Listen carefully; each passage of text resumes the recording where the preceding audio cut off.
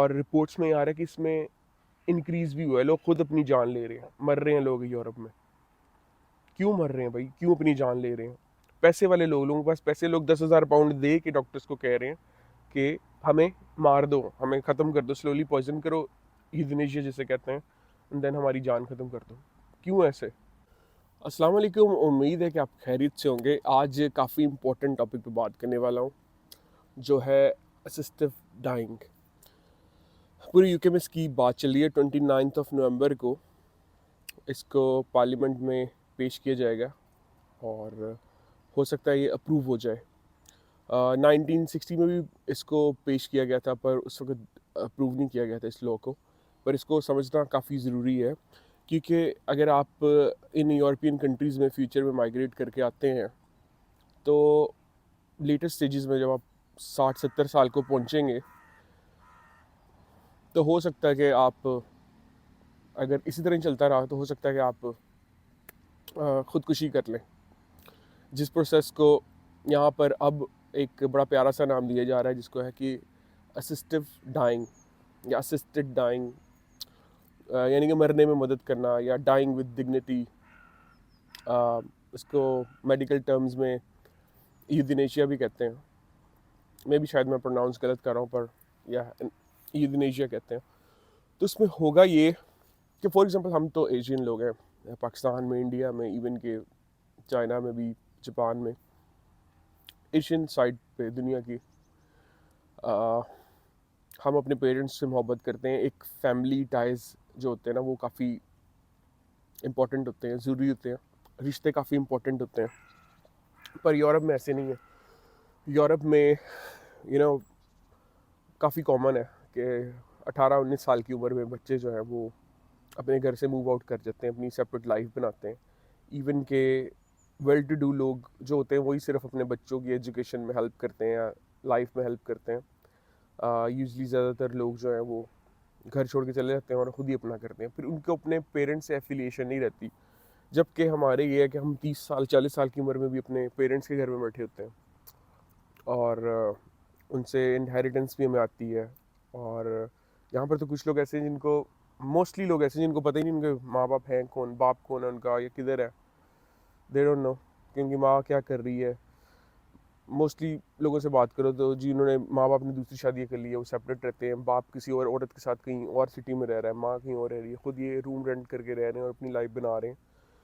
तो ऐसे होता है। इसलिए यहाँ पर स्टूडेंट लोन्स भी काफ़ी ज़्यादा है, क्योंकि माँ बाप तो अपनी ज़िंदगियों में लगे हुए हैं, बच्चों ने पढ़ना है तो वो गवर्नमेंट से लोन लेती है पढ़ने के लिए। तो बात करते हैं कि असिस्टिव डाइंग की, तो ये डिबेट चल रही है। इशू क्या है, मसला क्या है?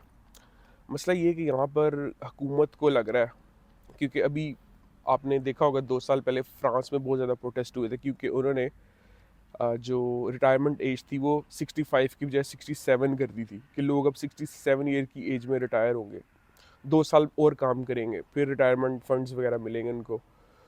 तो क्योंकि यहाँ पे 70 साल की उम्र में भी मोस्टली लोग काफ़ी यंग होते हैं, चल फिर सकते हैं, काम कर सकते हैं, तो 65 पे रिटायर करना गवर्नमेंट समझ रही है। गवर्नमेंट बूढ़े लोगों को अब बर्डन समझने लगी है। पूरी उम्र इनसे टैक्स खाया है, पूरी उम्र ये गवर्नमेंट को टैक्सेस पे करते रहे हैं, पेंशन के लिए पैसे पे करते रहे हैं। अब गवर्नमेंट इनको समझ रही है बोझ अपने आप पे। और ज़ाहिर बात है 65 ईयर की एज से लोग यहाँ पे 90 ईयर्स की एज में मरते हैं, तो कुछ लोग 100 साल की एज को भी जाते हैं। तो गवर्नमेंट इनको 30 से 35 साल इनको हर महीने पैसे देती है, 600-700 पाउंड, डिपेंड करता है आप किस कंट्री में हो। तो गवर्नमेंट के लिए काफ़ी एक्सपेंसिव हो जाता है। तो गवर्नमेंट अब इस तरह का माइंडसेट बना रही है इनका, कि यहाँ पर मुतारिफ़ करवा रही है असिस्टेड डाइंग को, यानी कि लोगों को थोड़े से बीमार हो जाते, बुढ़ापे में हर कोई बीमार हो जाता है, ठीक है, हर किसी को कोई ना कोई बीमारी पकड़ लेती है, कोई कैंसर का शिकार हो जाता है, किसी को डायमेंशिया हो जाता है।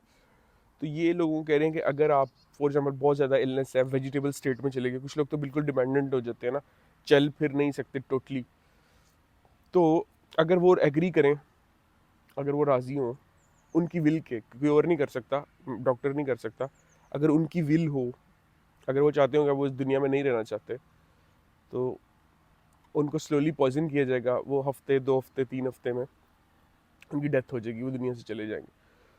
क्योंकि डॉक्टर्स यहाँ पे काफ़ी प्रेशर में, हम लोगों को काफ़ी बर्डन आ जाता है, बच्चे संभालने के लिए नहीं होते, तो सारा बर्डन आता है केयर वर्कर्स पे, केयर होम्स पे।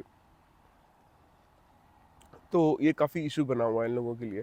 तो ये लोगों को कन्विंस कर रहे हैं कि यू नो आप अपनी ज़िंदगी ख़त्म कर दो, आखिरी ख्वाहिश जो है आपकी पूरी करते हैं। आपने किसी कंट्री घूमना है, कहीं पे जाना है, कोई स्पेशल आपकी जगह है, कुछ खाना पीना है, वो कर लो, एंड देन आपकी लाइफ ख़त्म है और आप गवर्नमेंट इसमें आपकी हेल्प करेगी। और ये फर्स्ट स्टेज है। ये दुनिया के यूके में भी अलाउ नहीं है। यूके में अभी आई डोंट थिंक सो, अभी ये इसके अगेंस्ट है, लेकिन आई थिंक अगर फ्यूचर में, नियर फ्यूचर ये कर देंगे अलाउ, क्योंकि एनएचएस पे काफ़ी बर्डन आ चुका है।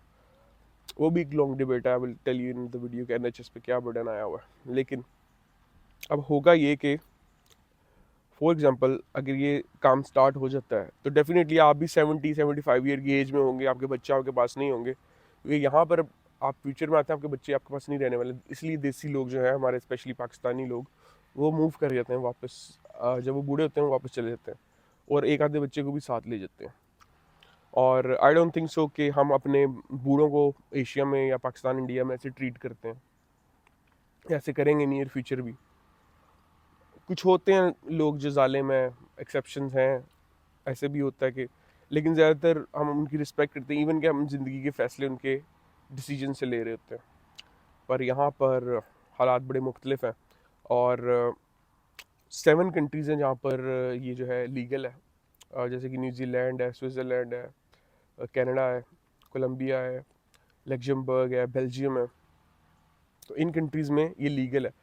अभी लास्ट ईयर 40 ब्रिटिश लोग गए थे स्विट्ज़रलैंड असिस्टिव डाइंग के लिए। और ये सिर्फ अमीर बंदा ही जा सकता है जिसके पास ऑलमोस्ट 10,000 पाउंड हो। तो यहाँ पर डिबेट ये कर रहे हैं डॉक्टर्स के, असिस्टिव डाइंग गरीब लोगों के लिए भी होनी चाहिए, अमीर लोग जाके कर सकते हैं स्विट्ज़रलैंड में। स्विट्ज़रलैंड में इदारे हैं जिस तरह डिग्निटाज है, एडीएमडी है, और वहाँ पर एग्जिट है। वो आपकी मरने में हेल्प करते हैं। आप उनको पैसे जमा कराते हो और आप अपना फैसला देते हो, कंसेंट देते हो कि मैंने मरना है। वहाँ पर लीगल है और वो आपकी हेल्प करते हैं इस तरह। और बूढ़े लोग जो कि 80 ईयर्स की एज में है, 80 एवरेज एज है जिस पे काफ़ी ज़्यादा लोग, और 60% फीमेल है। और रिपोर्ट्स में आ रहा है कि इसमें इंक्रीज़ भी हुआ है, लोग खुद अपनी जान ले रहे हैं, मर रहे हैं लोग यूरोप में। क्यों मर रहे हैं भाई, क्यों अपनी जान ले रहे हैं? पैसे वाले लोग, लोगों के पास पैसे, लोग 10,000 पाउंड दे के डॉक्टर्स को कह रहे हैं कि हमें मार दो, हमें ख़त्म कर दो, स्लोली पॉइजन करो, यूथनेशिया जिसे कहते हैं, एंड देन हमारी जान ख़त्म कर दो। क्यों ऐसे? क्योंकि डिप्रेशन है भाई।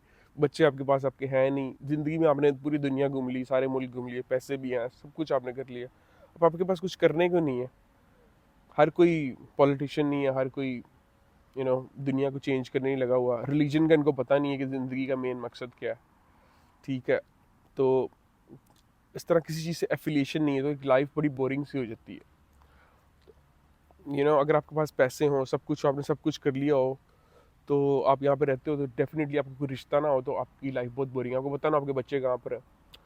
तो रिलीजन का रिलीजन की इम्पोर्टेंस यहाँ से समझ आती है कि मज़हब कितना ज़रूरी है। और ये जो लोग हैं इनकी तादाद में इजाफा होता जा रहा है। अब यहाँ पर डिबेट चल रही है, अगर किसी ने मरना है तो उसको 10,000 पाउंड खर्च करके स्विट्ज़रलैंड ना जाना पड़े। लास्ट ईयर भी कोई 50 से 60 ब्रिटेन लोग गए हैं वहाँ पे। तो इधर ही कर लें, इधर एनएचएस हेल्प करे, यहाँ पर लीगल करो और यहीं पर लोग अपनी जान खुद ले लें। ये डिबेट चल रही है।